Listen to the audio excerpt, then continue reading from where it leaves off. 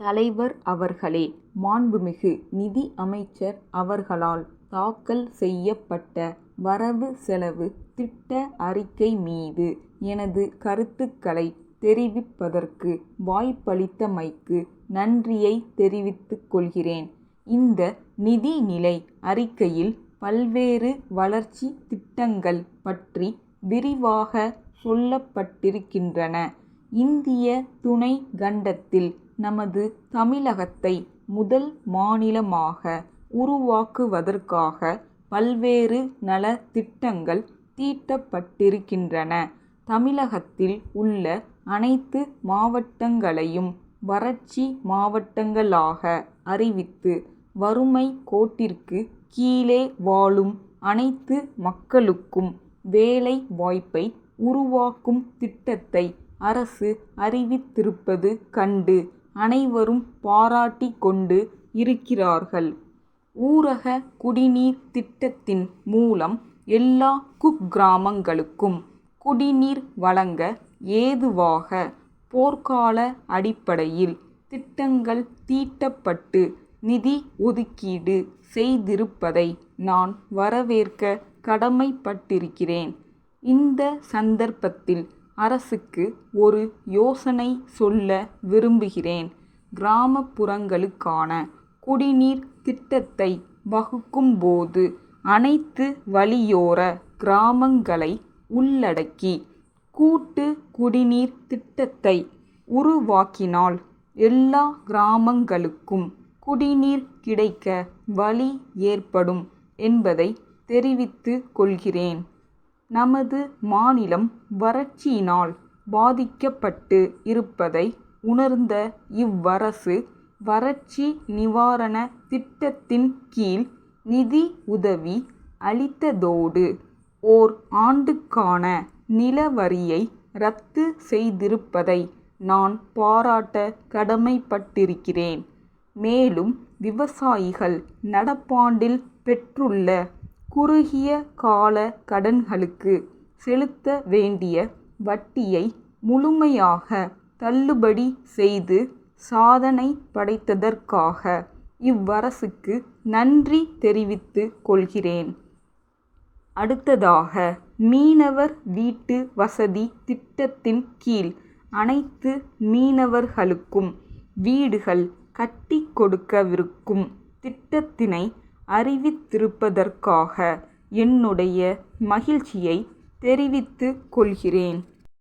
கடலில் மீன் பிடிக்க செல்ல முடியாத காலங்களில் மீனவர்களின் குடும்பங்களை பாதுகாக்கும் வகையில் 3 மாத காலத்திற்குள் நிவாரண உதவியை வழங்க அரசு முன்வர வேண்டும் என்ற எனது கோரிக்கையை அரசுக்கு தெரிவித்துக் கொள்கிறேன். அதேபோன்று ஆதி திராவிடர்கள் மற்றும் மிகவும் பிற்படுத்தப்பட்டவர்களின் நலனுக்காகவும் பல்வேறு திட்டங்கள் இந்த நிதிநிலை அறிக்கையில் சொல்லப்பட்டிருக்கின்றன.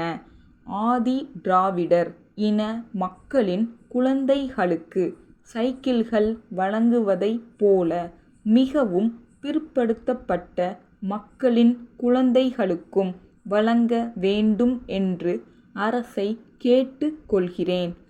பொது சுகாதாரத்தை மேம்படுத்தவும் கிராமப்புறங்களில் உள்ள ஏழை எளிய மக்கள் தங்களுக்கு வைத்திய வசதியை பெற வேண்டும் என்பதற்காகவும் போதிய நிதி ஒதுக்கியிருப்பதை நான் வரவேற்கிறேன்.